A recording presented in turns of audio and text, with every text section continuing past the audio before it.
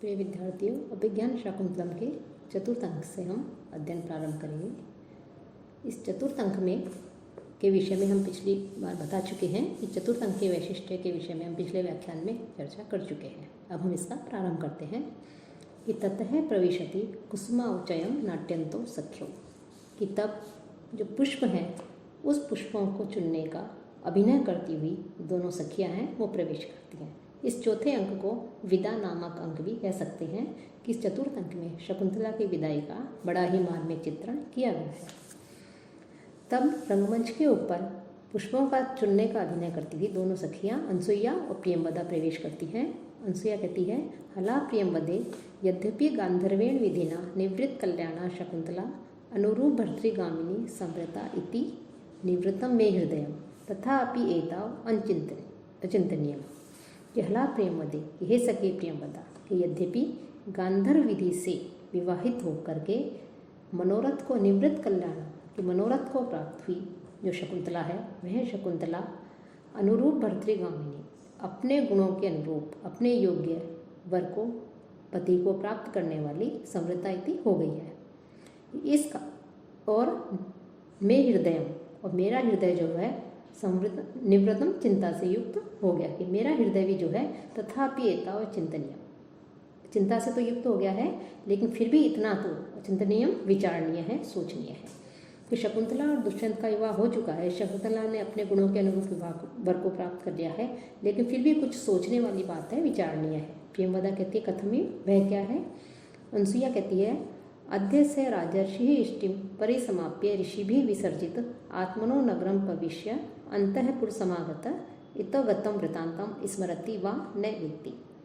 अब अनसुईया के मन में शकुंतला उनकी प्रिय सखी है तो उसको लेकर के उसके मन में कुछ आशंकाएं हो रही हैं कि दुष्यंत ने इससे विवाह तो कर लिया और कहीं ऐसा नहीं हो वो अपने राज्य में जाके अंतःपुर में प्रवेश करके अपनी रानियों के पास में जाकर के कहीं वो शकुंतला को भूल नहीं जाए, उसे यहाँ का आश्रम की घटना का उसे याद रहे नहीं रहे।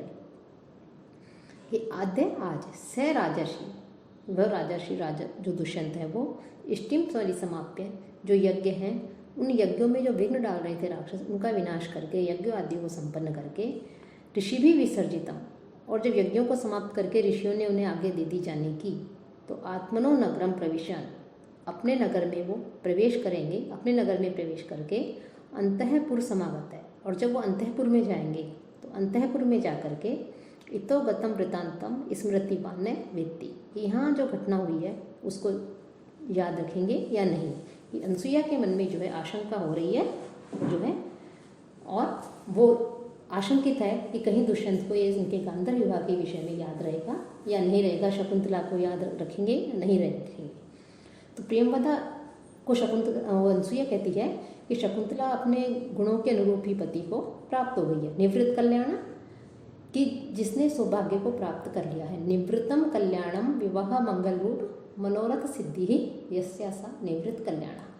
तो ये अनसुईया कह रही है कि शकुंतला ने उसके साथ विवाह तो कर लिया लेकिन ऐसा नहीं है कि दुष्यंत जो है राजा जो दुष्यंत है वो अंतःपुर में जा कर के यह जो घटना हुई है इन सब के विषय में भूल जाए। फिर अनसुईया प्रियंवदा कहती है, विश्रद्धा भाव कि विश्वास रखो, न तादृशा आकृति विशेषा गुण विरोधिनो भवन्ति, कि उस प्रकार की मनोहर आकृति वाले गुणों से विहीन नहीं होते। लेकिन विचारणीय बात क्या है? तो विचारणीय बात यह है कि तात इदानीम एवं वृतांतम श्रुत्वा न जाने किम प्रतिप्रत्स्य। दुष्यंत के विषय में तो जो है शंका करना उचित नहीं है, क्योंकि वो सुंदर आकृति वाले मनोहर आकृति वाले गुणों से विहीन नहीं होते। लेकिन विचार करने योग्य बात यह है कि जब महर्षि कर्ण यहाँ आएंगे, आश्रम में आएंगे, तो आने के पश्चात जब उन्हें शकुंतला और दुष्यंत के गांधर्व विवाह का पता लगेगा तब वो इस विषय में क्या सोचेंगे। अनसुईया कहती है, यथा अहम पश्यामि तथा तस्य अनुमतम भवे, कि मैं जैसा देख रही हूँ कि वो इसकी अनुमति दे देंगे। अर्थात मुझे ऐसा लगता है कि मैं ऐसा समझती हूँ कि महर्षि कर्ण भी उसको स्वीकृति दे देंगे। तो प्रियंवदा कहती है कैसे? कि गुणवती कन्या का प्रतिपादनीय इत्य यम तावत प्रथम है संकल्प है, गुणवान व्यक्ति को कन्या देनी चाहिए। यह सबसे पहले माता पिता का संकल्प होता है कि प्रत्येक माता पिता ये चाहते हैं कि उनकी जो पुत्री है, उनकी जो कन्या है, उसका विवाह किसी गुणवान व्यक्ति से हो। उसके साथ में उसका विवाह हो जो सद्गुणी हो, सदाचारी हो। और यदि दैवमेव संपादयति ननु अप्रयासेन कृतार्थो गुरुजन है। और यदि दैवम और यदि भाग्य ही इसे पूरा कर देता है तो गुरुजन जो है, पिता आदि जो हैं, वो बिना प्रयास के ही सफल मनोरथ वाले हो जाते हैं। कि प्रत्येक माता पिता की इच्छा होती है कि उनकी पुत्री का विवाह किसी योग्य वर से हो। और यदि योग्य वर से भाग्यवश अच्छा जो है, यदि ऐसा कार्य हो जाता है, योग्यवश भाग्यवश यदि इस प्रकार से विवाह हो जाता है बिना प्रयास के ही, तो वो जो है मनोरथ उनका पूर्ण हो जाता है, वो कृतकृत्य हो जाते हैं। कि इस प्रकार से अनसुईया कहती है कि महर्षि कर्ण जो है वो भी इसकी अनुमति दे देंगे। तभी नेपथ्य प्रियंवदा कहती है कि पुष्प भाजनम विलोक्य, कि जो पुष्प हैं उन पुष्पों को देखती हुई, पुष्प भाजनम विलोक्य, पुष्पों की जो टोकरी होती है उसको देखती हुई हे सखी कि अवचितानी बलिकर्म पर्याप्तानी कुसुमानी, कि बलिकर्म अर्थात पूजा के लिए जितने पुष्प होने चाहिए वो हमने चुन लिए हैं। अनसुईया कहती है ननु सख्या शकुंतलाया सौभाग्य देवता अर्चनीय, कि शकुंतला के जो सौभाग्य देवता हैं उनके जो पतिदेव हैं अर्थात जो भगवती पार्वती है, शिव पार्वती है, उनकी भी तो उसे अर्चना करनी है, पूजा करनी है। तो शकुंतला के लिए भी जो है हम पुष्प ले जाएं जिससे वो पूजा कर सके। प्रेमवदा कहती है युज्यते, ठीक है, ऐसा कह के पुष्प चुनना वापस प्रारंभ कर देती हैं। तभी पर्दे नेपथ्य पर्दे के पीछे से आ जाती है आ अतिथि परिभाविनी, कि हे अतिथि का जो है अपमान करने वाली, आ अतिथि परिभाविनी, कि हे अतिथि का अपमान करने वाली। विचितयन्ति यम अनन्य मानसा तपोधनम वेत्सी न माम उपस्थितम स्मरिष्यति त्वाम न स बोधितो अपि सन कथाम प्रमत्तः प्रथमम कृतामे। कि अब जो शकुंतला है वो शकुंतला दुष्यंत के विचारों में उसी के विषय में जो है खोई हुई है, उसी का विचार कर रही है, एकाग्रचित होकर उसी का ध्यान कर रही है। तभी दुर्वासा ऋषि आते हैं और दुर्वासा ऋषि जो है आवाज़ देते हैं कि अयम अहम भो, अरे यह मैं हूँ। अर्थात अतिथि, वो अतिथि बनकर के आए हैं, तो शकुंतला का कर्तव्य था कि वो उठ करके उनका अतिथि सत्कार करे। लेकिन शकुंतला दुष्यंत के ध्यान में मग्न थी और उसने उसे ध्यान नहीं दिया। इससे दुर्वासा ऋषि क्रोधित हो जाते हैं और क्रोधित होकर के उसे श्राप देते हैं कि एकाग्रचित होकर के तुम जिस व्यक्ति का ध्यान कर रही हो वो व्यक्ति तुम्हें भूल जाए, कि वह व्यक्ति भी तुम्हें याद दिलाने पर भी उसी प्रकार से याद नहीं करेगा जैसे कोई विक्षिप्त व्यक्ति होता है, उन्मत्त व्यक्ति होता है, अनर्गल प्रलाप करने वाला व्यक्ति होता है। वो पहले कही गई बात को कितना ही उसे याद दिलाओ, उसे उसका स्मरण नहीं होता। तो कह रहे हैं कि अनन्य मानसा, अनन्य मानसा कि एकाग्रचित होकर, यम विचिंतयन्ति, कि तुम जिस व्यक्ति का स्मरण कर रही हो, ध्यान कर रही हो, चिंतन कर रही हो, ऐसी तुम उपस्थित हुए तपोधनम तपस्वी माम न वेत्सी, मुझको अर्थात दुर्वासा ऋषि को नहीं समझ रही हो कि मैं यहाँ पर उपस्थित हुआ हूँ और तुम्हारा ध्यान नहीं है कि मैं यहाँ पर अतिथि बन करके आया हूँ, अपितु तुम एकाग्रचित होकर के किसी अन्य व्यक्ति का ध्यान कर रही हो, स्मरण कर रही हो। तो सह वह व्यक्ति जिसका तुम ध्यान कर रही हो वह व्यक्ति प्रमत्त है, उन्मत्त द्वारा प्रथमम कृताम कथा, कि जैसे पहले कही गई कथा होती है उसी के एक समान बोधित अपि सन, याद दिलाए जाने पर भी त्वाम न स्मरिष्यति, तुम्हारा स्मरण नहीं करेगा। कि तुम उसे कितना ही याद दिलाओ लेकिन वो उसका याद नहीं करेगा कि मैं यहाँ अतिथि बन करके आया हूँ। तो एकाग्रचित होकर के तुम जिस व्यक्ति का ध्यान करती हुई मुझ उपस्थित हुए व्यक्ति को नहीं, तपस्वी को नहीं देख रही हो, तो वह व्यक्ति जिसका कि तुम ध्यान कर रही हो वह उन्मत्त, जिस प्रकार से उन्मत्त पहले गई बात को याद नहीं करता, उसे भूल जाता है, उसी चाहे उसे कितना ही याद दिलाए वैसे ही कितना ही याद दिलाओ तुम जिस व्यक्ति का स्मरण कर रही हो वो तुम्हें याद नहीं करेगा। कि महर्षि दुर्वासा उन्हें शकुंतला को जो है क्रोधित हो जाते हैं जब उनका सत्कार नहीं होता, वो आवाज़ लगाते हैं वहाँ आकर के, लेकिन शकुंतला दुष्यंत के विचारों में खोई हुई है, उसका ध्यान नहीं है और तो इससे दुर्वासा ऋषि अपना अपमान समझते हैं और क्रोधित होकर के उसे श्राप दे देते हैं कि एकाग्रचित होकर तुम जिस व्यक्ति का ध्यान कर रही हो और मैं तपस्वी यहाँ पर उपस्थित हुआ हूँ तो तुम मेरी तरफ ध्यान नहीं दे रही हो, इसलिए वह व्यक्ति तुम्हें उसी प्रकार याद दिलाए जाने पर भी याद नहीं करेगा। जैसे प्रमादी व्यक्ति होता है वह अपने ही, या उन्मत्त व्यक्ति होता है वह अपने ही द्वारा कुछ क्षण पहले कही गई बात को भूल जाता है, फिर चाहे उसे कितना ही याद दिलाया जाए वह उस बात का स्मरण नहीं कर पाता। कि बोधितो अपि सन, यहाँ पर अपि शब्द का तात्पर्य है कि सर्वप्रथम तो वह स्वयं ही तुमको स्मरण नहीं करेगा, लेकिन फिर भी उसको यदि स्मरण कराया जाएगा तब भी वह तुमको याद नहीं करेगा। प्रमत्तः उन्मत्त व्यक्ति के लिए आया है, पागल व्यक्ति के लिए आया है कि वह कभी किसी से कोई बात कहता है, कुछ क्षण के पश्चात उसको भूल जाता है और कोई अन्य बात कह देता है, और उसको कोई कितना ही याद दिलाए पिछली बात का, लेकिन उसे उसका स्मरण नहीं होता। तो इस प्रकार से यहाँ पर शकुंतला को वो शाप दे देते हैं कि स्वयं उपस्थित हुए हैं, अतिथि हैं, लेकिन फिर भी उनकी तरफ ध्यान नहीं देना, उनका सत्कार नहीं करना, ये बहुत बड़ा अपराध है। और सामान्य अतिथि भी नहीं, अत्यधिक तेजस्वी तपस्वी दुर्वासा ऋषि है, जो किसी का विग्रह भी और अनुग्रह दोनों करने का सामर्थ्य रखते हैं, कि शाप दे करके सब कुछ नष्ट भी कर सकते हैं और अनुग्रह करके, दया करके, वरदान दे करके सब कुछ उसे प्रदान भी कर सकते हैं। तो यह श्लोक जो है चतुर्थ अंक का पहला श्लोक अत्यधिक महत्वपूर्ण भी है, और इसी के ऊपर जो है आगे के जो अंक है शाकुंतल के, वो सब इसके ऊपर निर्भर करते हैं कि इसी श्लोक के कारण आगे के अंक चलते हैं। और इस श्लोक में वंशस्थ नामक छंद है। तब प्रियंवदा जो है वो उनके दुर्वासा ऋषि के शाप को शकुंतला तो नहीं सुनती, लेकिन प्रियंवदा सुन लेती है। तो कहती है, हाँ दिक, धिक्कार है, अप्रियम में समृद्ध है, कि कुछ अनिष्ट हो गया, अप्रिय हो गया। कस्मिन अपि पूजार्हे अपराधा शून्य हृदय शकुंतला, कि कोई पूजा के योग्य कोई व्यक्ति है, उसके प्रति इस शून्य हृदय वाली शकुंतला, शून्य हृदय अर्थात ये तो इस समय दुष्यंत के विषय में सोच रही है, तो शून्य हृदय वाली है, ऐसी शकुंतला ने कोई पूजा के योग्य, सम्मान के योग्य व्यक्ति के प्रति अपराध कर दिया। फिर पूरा लोग के सामने की ओर देख कर ही कहती है, न खलु यस्मिन कसिम नपी, किसी साधारण व्यक्ति के प्रति नहीं, ऐशा दुर्वासा, ये दुर्वासा ऋषि है। और जो कैसे हैं, सुलभ कोपो महर्षि, कि ये आसानी से क्रोधित हो जाने वाले हैं, कि इन्हें आसानी से बहुत जल्दी क्रोध हो जाता है, आ जाता है, ऐसे महर्षि दुर्वासा है। और उसी प्रकार ये शपथवा, जितनी जल्दी इनको क्रोध आ जाता है उतनी तेज गति से ये शाप दे करके वेग बलो फुल्लया दुर्वारया गत्या प्रतिनिवृत्त है। प्रबल वेग की शक्ति के कारण तेज गति से, अत्यधिक कठिनाई से जिन्हें रोका जा सकता है, ऐसी तेज गति से जो है ये वापस लौट गए।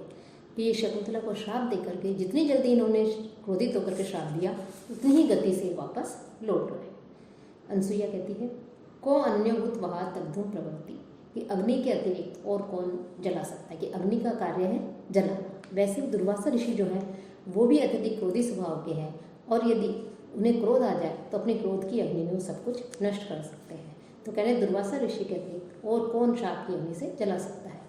फिर अनसुईया प्रेमवदा कहती है कि जाओ पाद्यो प्रणम्य निर्वर्ते, उनके चरणों में प्रणाम करके उन्हें वापस लौटा लाओ। यावत अहम अर्घो उदकम उपकल्पयामि, तब तक मैं भी, क्योंकि वो हमारे अतिथि हैं, तो अतिथि सत्कार के निमित्त अर्घ और जल उनकी पूजा के लिए, सम्मान के लिए तैयार करती हूँ। प्रेमवदा कहती तथा ऐसा ही इति निष्क्रांता, ऐसा कहकर के चली जाती है। अनसुईया पदांतरे स्खलितम निरूप्य, कुछ कदम आगे चल करके लड़खड़ाने का अभिनय करती हुई कहती है, अहो आवेग स्खलितया गत्या प्रभ्रष्टम मम अग्रहस्ता पुष्पभाजनम, कि घबराहट के कारण, कि दुर्वासा ऋषि के विषय में सुनकर के मैं अत्यधिक घबरा गई, और घबराहट के कारण मेरे हाथ में जो पुष्पों का जो पात्र था, जो टोकरी थी, वो टोकरी जो है वो गिर गई, वो यहाँ पर जो है हाथ से गिर गई है। इस प्रकार से वो अभिनय करती है। यह कह करके पुष्पोच्चयम रूपयति, पुष्पों को चुनने का अभिनय करती है। कि यहाँ जो बताया है कि अनसुईया कह रही है कि मेरे हाथ से पुष्पों का पात्र, पुष्पों की टोकरी गिर गई है। तो हाथ से पुष्पों की टोकरी गिरना, इसके माध्यम से जो कवि हैं उन्होंने इसको अपशकुन सूचित किया है कि ये टोकरी का गिरना, पुष्पों की टोकरी का ये अपशकुन है।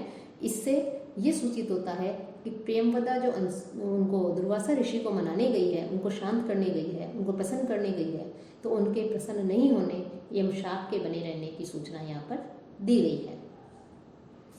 फिर प्रेमवदा प्रवेश करती है, कहती है, सखी प्रकृति वक्र है स कस्य अनुनयम प्रतिगृह्यते, कि वो स्वभाव से ही टेढ़े हैं, स्वभाव से ही क्रोधित स्वभाव वाले हैं, तो वो किसकी प्रार्थना वो स्वीकार करेंगे। किमपि पुनः सानु कृत, लेकिन फिर भी मैंने उन्हें कुछ दयालु बना लिया था, उन्हें कुछ जो है शकुंतला के प्रति कुछ विनम्र बना दिया। अनसुईया कहती है सस्मितम मुस्कुराहट के साथ में, तस्मिन वही मैंने एतदपि, कि यदि वो कुछ शांत हो गए तो ये भी बहुत बड़ी बात है।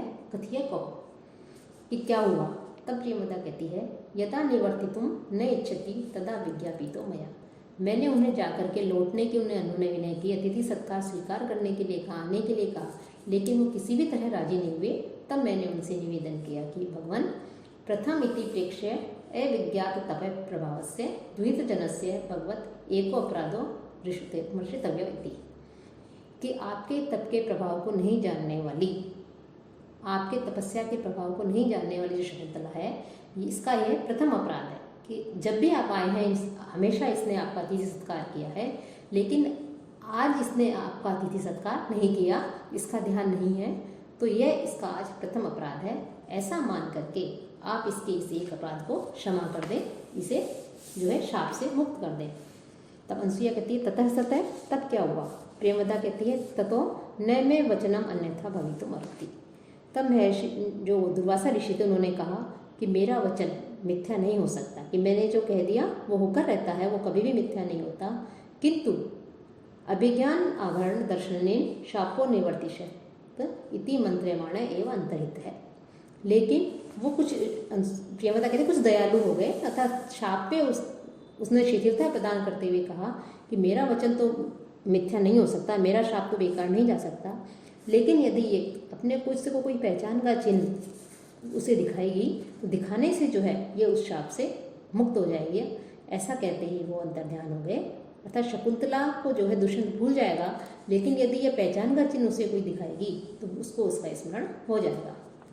अनसुईया शक्यम इदानीम आश्वसितुम, कि अब जो है हम आश्वस्त हो सकते हैं कि अस्ति तेन राजर्षिणा संप्रस्थितेन स्वयं नाम ध्येय अंकित अंगुलीयकम स्मरणीयमिति स्वयं पिनद्धम, कि कैसे वो जो है आश्वस्त हो जाती है अनसुईया।